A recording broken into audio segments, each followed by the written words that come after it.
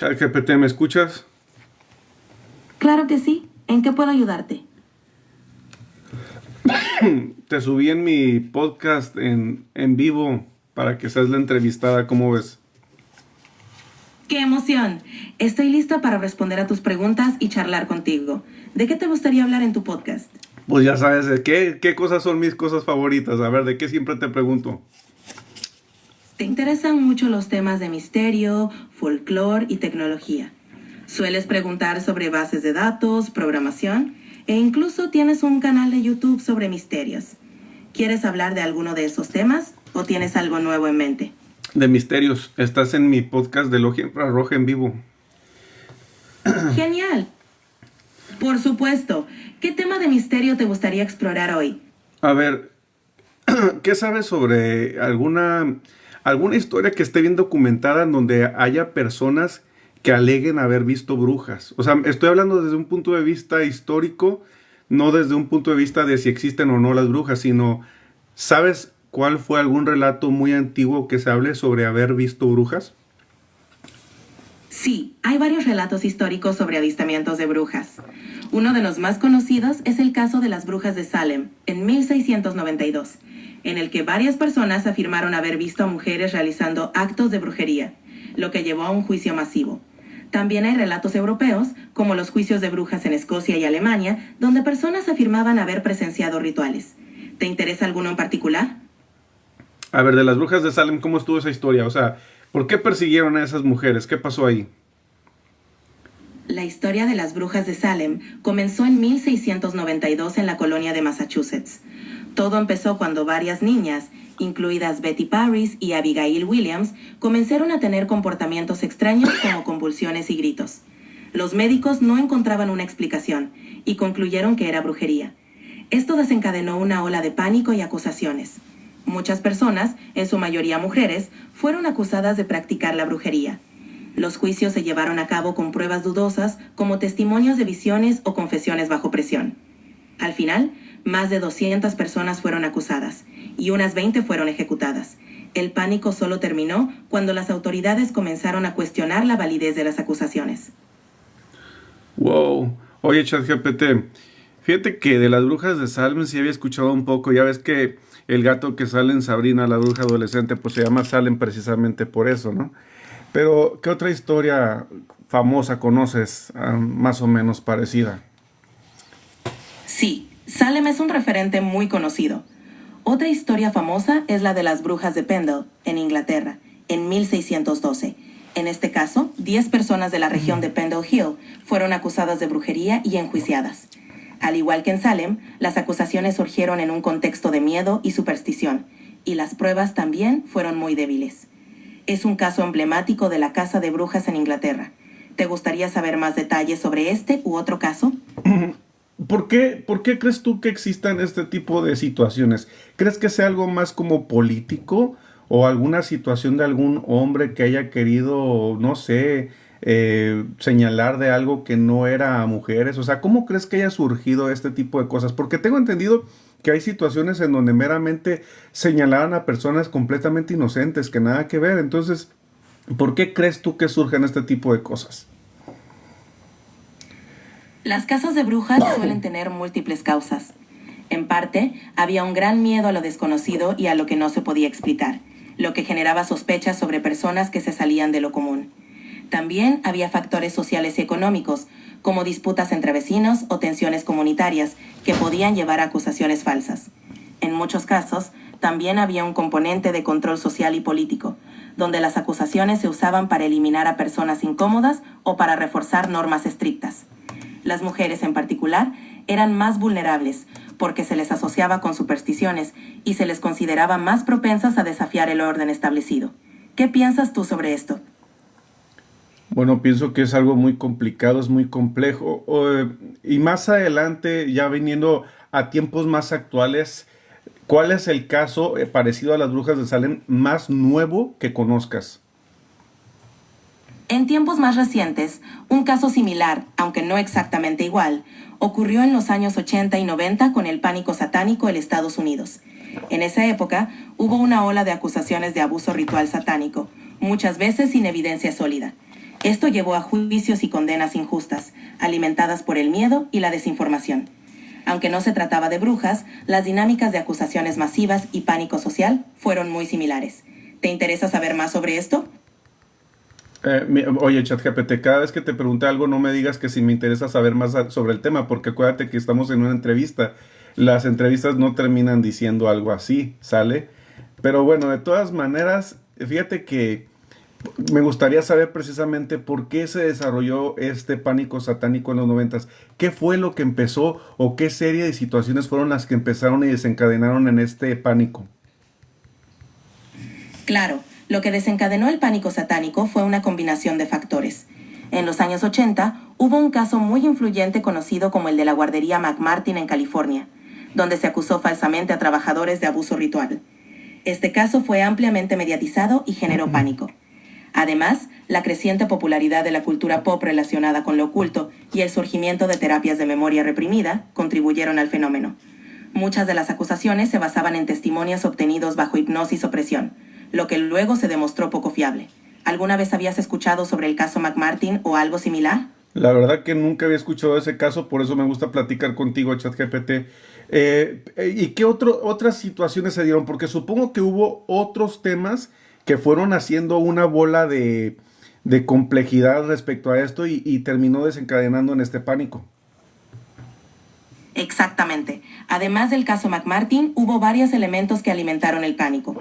Por ejemplo, libros como Michelle Remembers popularizaron la idea de recuerdos reprimidos de rituales satánicos, aunque más tarde se demostró que eran falsos.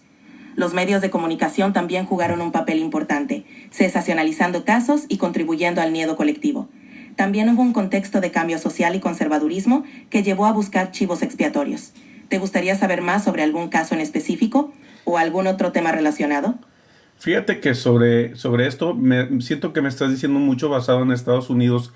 ¿Se vio algo parecido en otra parte del mundo? Porque, por ejemplo, acá en México sé que estuvo también mucho pánico satánico entre los noventas y los 2000. De hecho, hay gente que recuerda mucho que se hablaba de Pokémon, de Dragon Ball, de Hello Kitty, etcétera. Pero quisiera saber si, por ejemplo, en Japón, en China, en Europa, lugares por el estilo, estaba surgiendo una especie de pánico satánico al mismo tiempo en esas fechas, noventas, 2000. Sí, de hecho, el pánico satánico no fue exclusivo de Estados Unidos.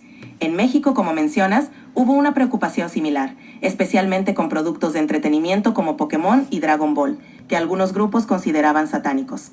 En Europa también hubo casos, aunque en menor escala. Por ejemplo, en el Reino Unido hubo cierta histeria en torno a la música rock y los juegos de rol como Dungeons and Dragons. En Japón y otros países asiáticos, aunque no hubo un pánico satánico de la misma magnitud, también hubo preocupaciones sobre la influencia de ciertos medios en los jóvenes. Estos miedos a menudo reflejaban tensiones culturales y cambios sociales. ¿Quieres profundizar en algún país o aspecto en particular? No, fíjate que me gustaría saber si sabes otros temas que hayan surgido en esos días en México, porque hasta ahorita me empiezo a acordar también de que mencionaban que los Looney Tunes, los Tiny Toons, ¿de qué otra cosa tienes registro de que la gente empezó a tener mucho miedo en aquellos entonces? Sí, en México, durante los 90 y principios de los 2000, también hubo preocupaciones sobre otros programas y personajes. Además de Pokémon y Dragon Ball, algunos grupos también señalaban a los Looney Tunes, Tiny Toons e incluso a programas como Los Simpson por supuestas influencias negativas. También hubo cierta paranoia en torno a juegos de cartas como Yu-Gi-Oh! Y Magic the Gathering, que eran vistos con desconfianza por algunos sectores. Estas preocupaciones reflejaban temores sobre la influencia de la cultura popular en la juventud y una resistencia a nuevas formas de entretenimiento. ¿Tienes algún recuerdo específico de esos tiempos? Sí, fíjate que algo muy curioso es que yo recuerdo mucho que en la iglesia le decían a mi mamá de que no nos dejara ver Dragon Ball ni Pokémon. Y a mí me molestaba mucho eso porque yo decía que era una tontería lo que le estaban diciendo a mi mamá, que no tenía nada de malo estos personajes ni nada por el estilo. Hoy por hoy yo sí podría hablar mal de esos personajes, la verdad, pero al mismo tiempo viene siendo arte que yo respeto porque pues uno conserva ciertos recuerdos, ¿verdad? En torno a las historias estas y entonces uno pues siente su niñez con esas caricaturas.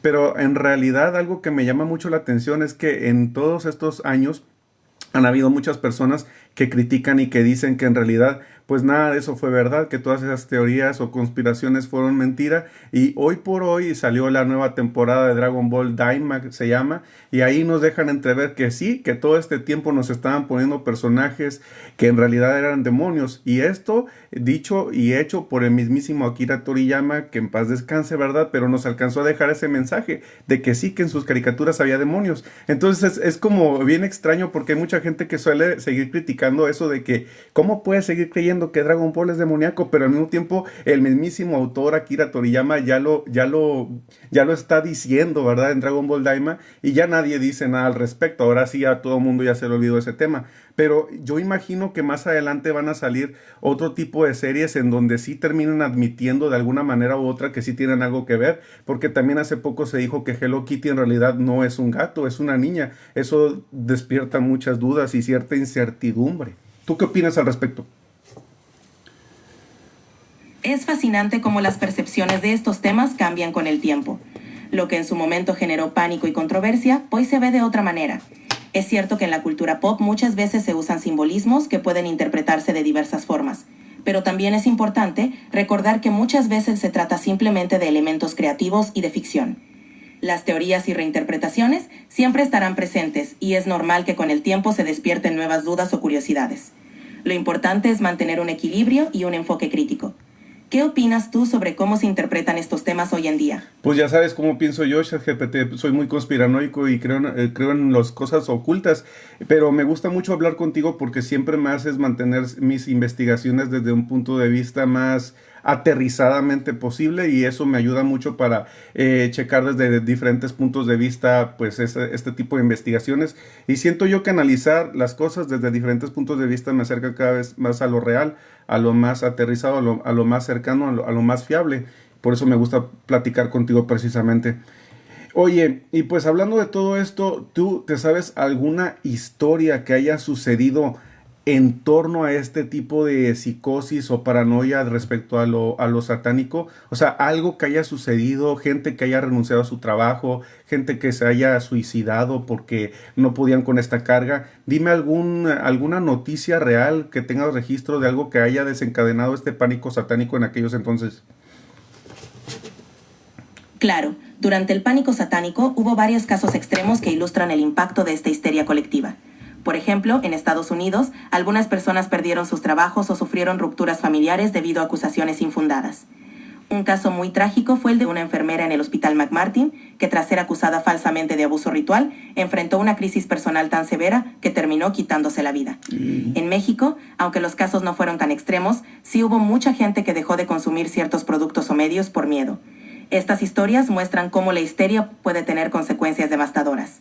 ¿Te gustaría conocer algún otro caso específico o algún aspecto en particular? Pues ahorita que lo mencionas por segunda ocasión, sí me gustaría saber bien a profundidad el caso de McMartin, porque realmente no lo sé. Si pudieras relatármelo de una manera, pues, que se entiendan los diferentes puntos y qué fue lo que pasó ahí. O sea, cómo empezó este tema, cómo es que se popularizó, o sea, cómo desencadenó todo pues ese lío, ¿verdad? Si pudieras platicarme, porfa. Claro, el caso McMartin comenzó en 1983 en California. Todo inició cuando una madre acusó a un empleado de la guardería McMartin de abusar de su hijo. Las acusaciones se extendieron rápidamente y otros padres comenzaron a hacer denuncias similares. Durante las investigaciones, se utilizó una técnica de interrogatorio con los niños que hoy se considera inapropiada, lo que llevó a la obtención de testimonios falsos. Se afirmaba que los niños habían sido víctimas de rituales satánicos, lo que desató un gran pánico en la comunidad. El caso fue ampliamente cubierto por los medios, lo que contribuyó a la histeria colectiva. Tras años de juicios y una enorme presión social, no se encontraron pruebas concretas, y la mayoría de las acusaciones se desestimaron. Sin embargo, el daño ya estaba hecho. Familias destrozadas, personas inocentes encarceladas y un profundo impacto en la comunidad. Este caso es un claro ejemplo de cómo el miedo y las malas prácticas pueden llevar a situaciones muy injustas. ¿Qué te parece esta historia? Ok, entiendo que dices que se descalificó todo esto porque se utilizaron prácticas de regresión a memoria bloqueada, pero ¿podrías platicarme una o dos regresiones que hayan tenido los niños? O sea, ¿qué cosas llegaron a decir los niños en sus regresiones? Aunque hayan sido mala praxis, si lo quieres ver de esa manera, me gustaría saber qué es lo que llegaron a decir esos niños, de manera detallada, si puedes. Claro, durante las entrevistas a los niños se les hicieron preguntas sugestionables, lo que llevó a relatos fantásticos. Algunos de los testimonios... Uy, ¿qué pasó? I'm sorry, but you've hit the monthly limit for advanced voice. You can switch to standard now to keep chatting. Ok. No, pues se me acabó el... Ya venía la parte chida, ¿eh? Ya venía la parte chida porque pues ChatGPT me dijo, ¿sabes qué? Ya se acabó el tiempo para tener el chat de voz. Así que ya ChatGPT ya no me pudo seguir contestando, pero me dejó pistas de algo que podría yo investigar. El caso de McMartin yo no lo conocía para nada. Esto es lo chido de platicar con ChatGPT porque va sacando la información interesante. Vamos a leer aquí tantito sobre el caso McMartin. Está muy interesante la historia, ¿eh?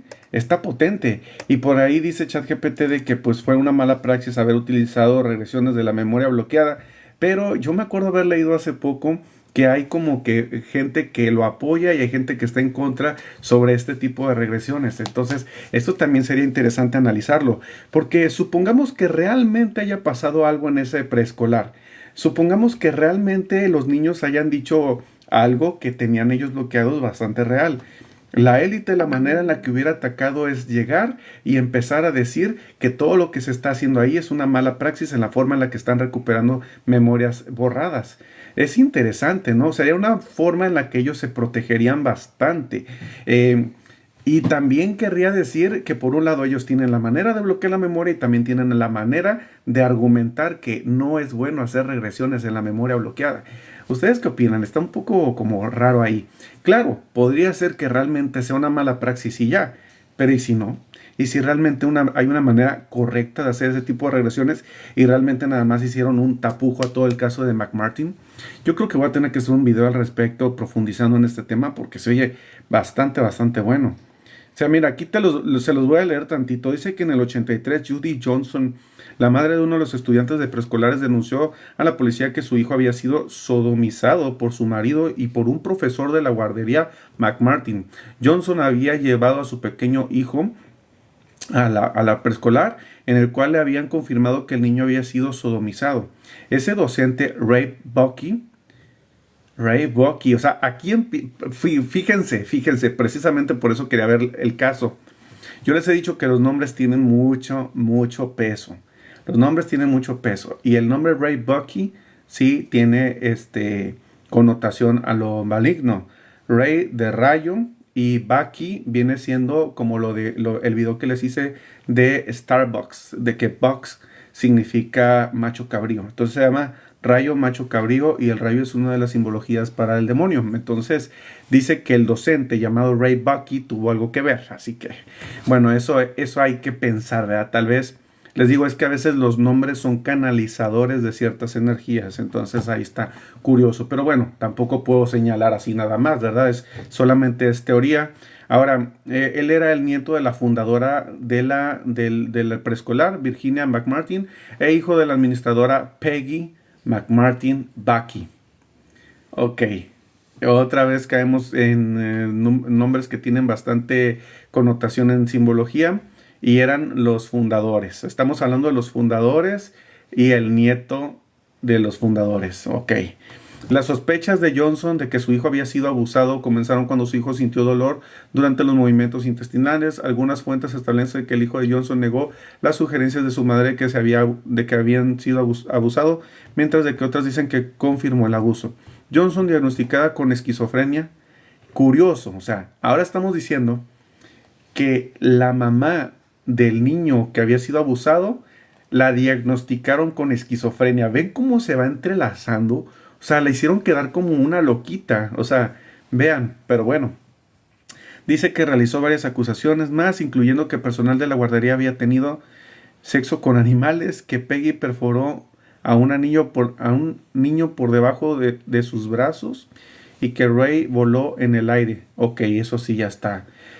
Miren, eso está muy loco, pero a lo mejor, o sea, si quisieron verla como una loquita, pues muy seguramente le pudieron haber inventado cosas que ella dijo que realmente nunca dijo. Este tipo de casos es lo difícil. Tienes que irle analizando punto por punto, siempre intentando ser lo más estricto posible, pero luego ya levantar las teorías sobre qué pudo haber pasado realmente. Durante la investigación, Ray Buckey fue interrogado. La policía envió cartas a unos 200 pares de estudiantes de la McMartin afirmando que sus hijos podrían haber sido abusados y pidiéndoles que pregunten a sus hijos. La nota sugería preguntar sobre asuntos específicos. El caso estuvo rodeado de no pocos escándalos. Su publicación con tono favorable hacia la acusación por parte de Wayne Satz, que tenía una relación romántica con Kim McFarlane, ayudante de la acusación, contribuyó a una histeria respecto a nivel nacional. Luego, a poco de comenzar el juicio, antes de poder prestar testimonio, la señora Johnson fue encontrada muerta. ¡Ve! ¡Ve! ¿Qué más necesitas? Así se comporta la élite. La señora Johnson fue encontrada muerta antes del juicio. ¡Ve! O sea, ¿qué pedo? Nos la sabemos perfecto, ¿no? O sea, los que estamos en estos temas, nos la sabemos perfecto. O sea, esta señora la tachan de loquita, de esquizofrénica, y aparece muerta antes del juicio. ¿Qué más quieren saber? Este caso fue real, carajo. Un policía, Paul Binion, que debía testificar, también fue encontrado muerto antes de poder hacerlo. Güey, esto está bien loco. ¿Por qué nunca me enteré del caso del preescolar McMartin? ¿Qué pedo? Su caso quedó caratulado como suicidio. De seguro se aventó de un edificio, ¿no? Aparentemente iba a asegurar haber encontrado huesos de animales en el jardín. La policía tardó 8 meses en organizar un grupo de trabajo para el caso, tiempo que algunos denunciantes consideraron más que suficiente como para que los acusados se deshicieran de las pruebas. Videos, fotos y restos de animales de asesinatos rituales descritos por algunos de los niños. Damn, cabrón, este es un caso muy cabrón. Tengo que hablar de eso en un video. No manches, está perro. Está perro. No manches, es increíble. A ver, espérenme tantito, ¿eh? Ah, no te pases. A ver.